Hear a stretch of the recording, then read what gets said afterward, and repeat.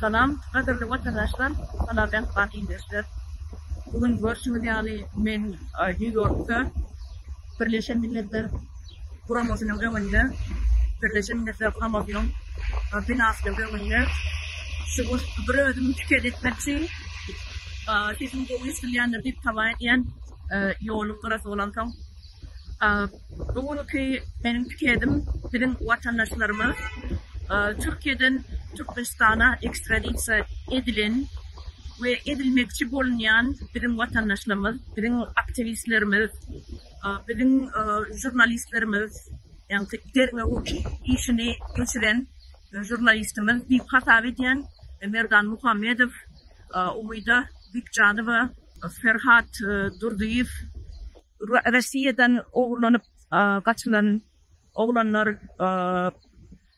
هذا القصة أثر ياد مجنّا مالك بردي الله مرادف وينا قولن غير قصرنا أكدلين تركمنستانا إما ويدا بيتجان وبارده هذا اللي يستعد بلدال شنوشين قصرنا أكدلمي تركمنستانا أكدلمي onaydı bilecekten yine şu günkü benim edecek çıkışım şu terörlük edilen işlere bir yollar bilen adam kaçakçılığına koşulayan, şu işleri ediyen, yerine getiren, şu işlerde elleri var adamları tuzakları to'xtatmak için, durdurmak için Birleşmiş Milletler'in önüne, Birleşmiş Milletler Kuraması'nın önüne gelip şunu bir bölüm tüket ediyen.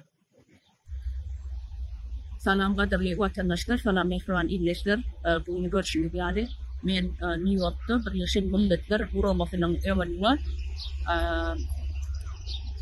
Beylezetli uğrayın görkedeyin Birleşmiş Milletler Kuraması'nın önünde ne binası ya da men şu tüket etmekçi bir ölüm şu bizim alınıp açılayan kanun dışı alınıp açılayan bizim vatandaşlarımız, bizim aktivistlerimiz, bizim Merdan Muhammedov'umuz ödeni derine uçi jurnalist tokmen tanıttı. Ödünün bilimi bilen, ödünün definin yitiliği bilen hakiki jurnalistleri gayri düz bildiren adamdı. Yine bugün konu olsa Umida Bikcanova'nın ıkbali birlikte nevelli boltur. Sonun için men şu New York'ta Birleşmiş Milletler'in önünde, Birleşmiş Milletler Kuraması'nın önünde çıkışı diyen adır hemen hatam yazdım, o hatta da ahlıda görkedim, şu hattaki görkedim de atlamam, şu gülülenem aydayın ve deyip video çektim. Geçen yıl bir şey yani edil Eylül ayında, bugün bir yıl oluyor, yine bir başkan ondan, Merdan Muhammedov arkadaşlar, öyle biliyorsanız, akbalni, namurni, adırlıkça, akbalnin ne ilgili belli değil, diğer ilgili belli değil. Haber hatiri yok. Türkmen tarafından bir çiğ seda yok. Eğer şaşırmadığına katlaşıp bize haber verilmedi olsa bize şunun sınıf bulunanı bilecekler. Bize şunun Türkmenistan'a gidilme ya başka yere gidilme ona bilecekler. Şol adamların canı olsun yerine katlaşan adamların Merdan Muhammedov'un tarafını tutup çıkışan adamların bir günahını sınıfta da aydın adamların ahlisinin canı olsun. Ama o karamadan bir görüşümüz yani Türkmenistan'ın ne sütleri, ne kazıları, ne adalet idareleri hiçbiri işlemeyenliğini şu yerden gördük sebebi yine koyacak olup şunun günahı var deyip gol çektirecek olup olup yenecek adamlara şimdi bir de haberimiz var ama o adamlar doğru yıktırlar sütünü sonra da судья bu yıl kesiyor. Merdan Muhammedov'un kesiyor. Şol birden adamların şahitnamasına karşı şol şahitnaması bulsa da şunu böyle ona tutman şunu bana iltefeyle. Ama bir hazırlık bilem yok. Bir yerde dinlem bilem yok. Haber hatirim yok. Ne bu konu varsa Umida Bikcanova'nın canı kupasınlar. Edil Merdan Muhammedov yani.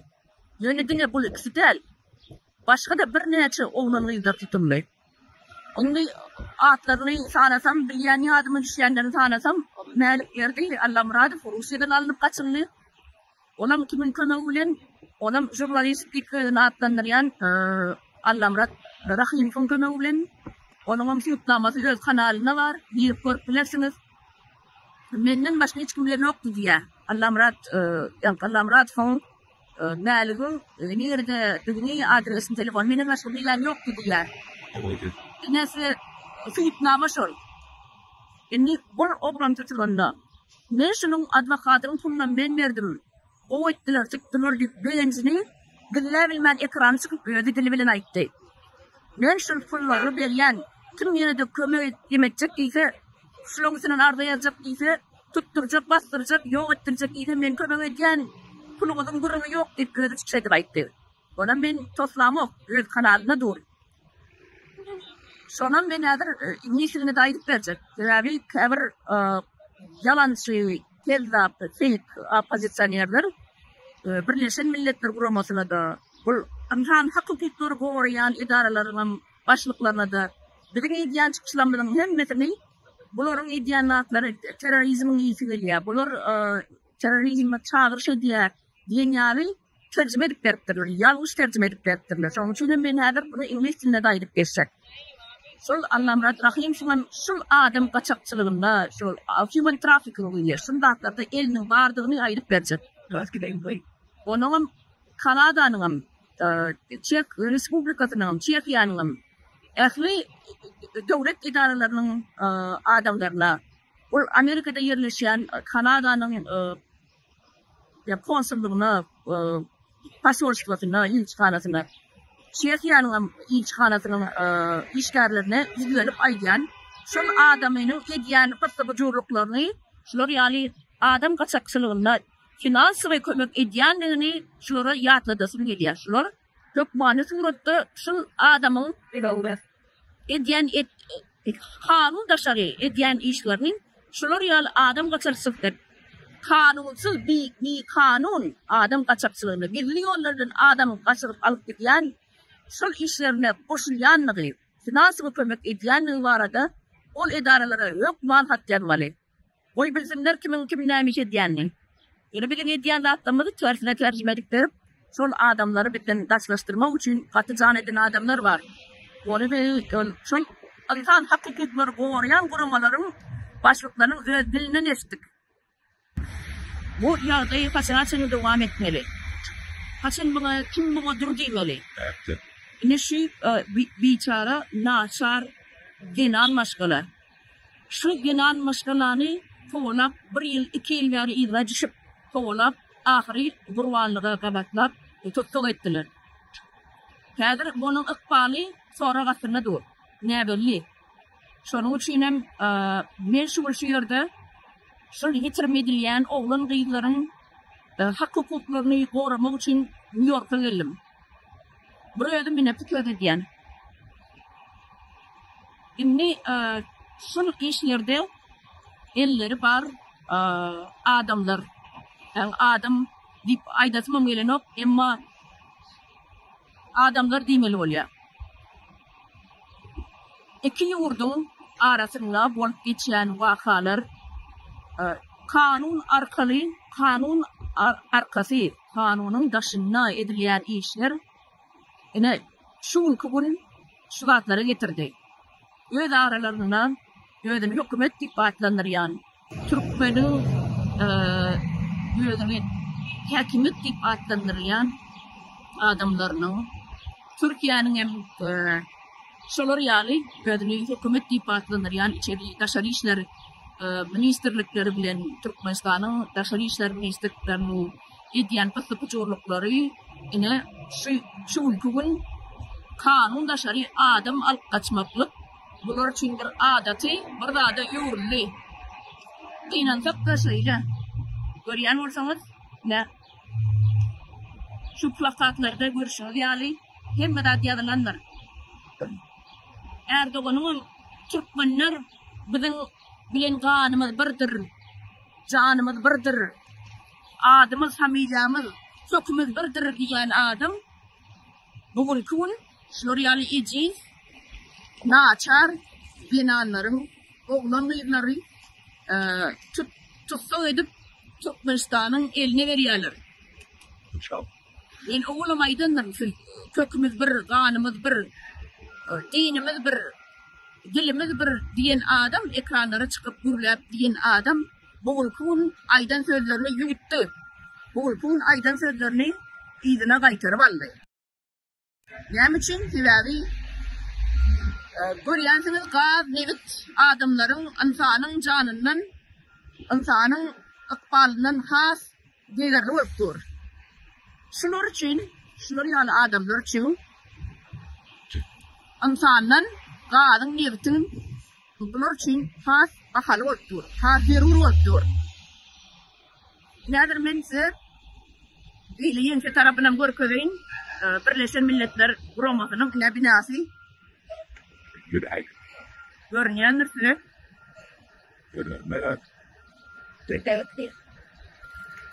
Onlara ben hatam tayarladım.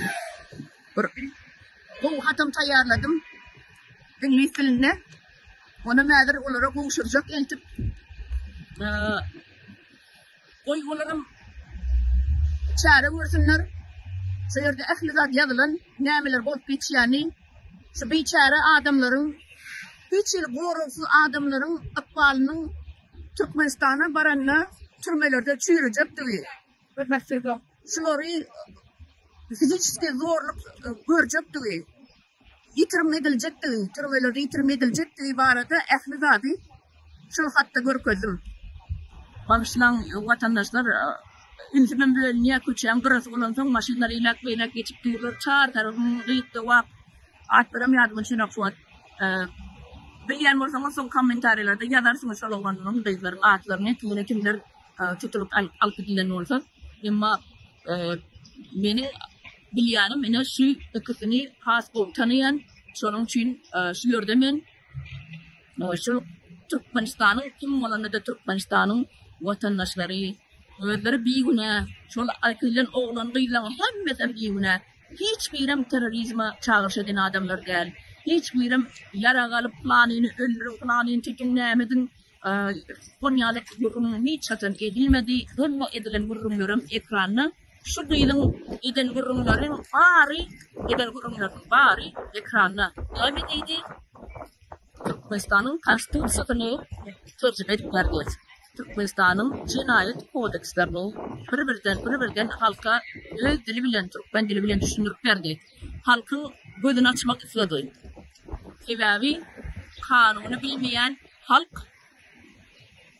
kanunu bilmediği için şu kanun kitaplarını, konstitusiya kitaplarını Fatih'den Türkmenistan ayırdı. Türkmenistan'ın özünü hükümet dip adlandırılan adamları dahli Fatih'den şu kanun kitapları yok etti. Cinayet kodeksleri. Konstitusiya elmede ama halkın el yeterli nırhınla bazılarda magat inlerde pek hatırlaymalı. Ya olmadı kitaphanelerde bulunmalı. Emma yok. Onu kitaphaneler varsa alıp bulunur. Şunun için şu gayet Türkmenistan'ın adalet idarasının ilgili Türkmen milletinin önüne çıksadık gelin şu adet sonunu. Neyse 4 yıl 5 yıl şu zatları Türkmen halkına düşünürüp verdi. Sebebi kanunu bilmeyen halkı arasında yeni uğurlarla, yeni usullarla türmeye basıp biliyadiler, yıl seçip biliyadiler. Şunu çek mesela biz seni basarız, biz seni devam ederiz. Bol çekten özün dabravol isteyen oyuncu bol çekten yılını ağdalıdır deyip korkulup 10 yıl gidersin, 15 yıl gidersin deyip korkulup ağırlar. Bol çektirip 6 yıl, 8 yıl şey deyip basıp görürler, 4 yıl, 5 yıl. Adamları şey deyip basıyorlar. Ama basansa onların özünüz biliyorlar. On Türkmenistan türmeleri pul virdici getirilen idareler. Düşünüyorsunuz mu? Şunun için türmeleri hiç hazır boş değil. Bir adam oturtmalı. İlk kan verir yağlı. Fakta yılında diyenler düşünün ki normal 10 kilo, 15 kilo deyip. Ya 20 kilo deyip. Edil şu Türkmenistan'ın adalet idarelerinin şunun yani norması var. Türmelerinin şunun yani norması var. Ayda mı, günde mi, hepte mi, neyse adam basmalı, şunun yani norması var. Sebebi o taydan pul geliyor. Eger adam basmasalar ol pagon götürýänden hemmet ajylja. Vatandaşlar şunýaňymy? Hemmet ajylyrdy. Şonuň üçin şu kanun bolsun diýip çykşadan gyýy. Halk adaletli döwletde ýaşasyn diýip çykşadan gyýy şu. Halkın hukuky bolup, halkın sesi bolup çykşadan gyýy şu 4-5 ýylda. Ne bu nem bir tutsawda ýatyr. Näder makbal belli däl. Nirede dilep belli däl. Ap, onuň makbal şolar ýaly. Nirede belli däl. Bular iki döwlet bolup, Türkiýe bilen Türkmenistan iki döwlet bolup, Türkmenistanyň gadyny, neftini almak üçin şu insanlary ortaklýar. Şöyle dil duşuk edýärler. Sen bile ol adamlara verirsin, bile sana gaz verirsin, neft verirsin, näme diýsen edersin. Ene şular ýaly öz arasynda mafiya aýdary kanun daşy. Näme bolýar? Kanun daşygat mafiya bolýar. Ene şu hakyky arasy mafiya Türkmen ödünü hükümet diýipatlandyrýan Türkmeniň, bir Türkiýanyň ödünü hükümet diýipatlandyrýan iki sany daşary işler ministrleriň arasyndaky bolup geçýän dil duşuklar. Ýa-da aýdasyn belli. Vatandaşlar biz bulara azatlyk dileýäs. Ähli tuturup gidilen oğlanlaryň, beýlerin hemmetine azatlyk dileýäs. Ýa-da maýdyp geçdim häzir hat yazdım şol haty men Birleşen Gurulmasyna, Birleşen Milletler Gurulmasyna häzir gapsy adaş şu Aňra tarapda nemede görüp duranlar Aňrda. Ana o ýerge ak daşy ýokardy kryşady ak bir girilge bar. Warasaty ana şu taýyp barýan häzir. Barýanda şol adam goşup diýmeli adam diýip gaýdýan şolary. Aýtmaldatlar. Ine şolar ýaly vatandaşlar hemmäňizlerine sag oturuň bu ülkeyi men tamamlayan häzir ingliz dilinde de bir agyz çykyş etmekçi. Sag olun.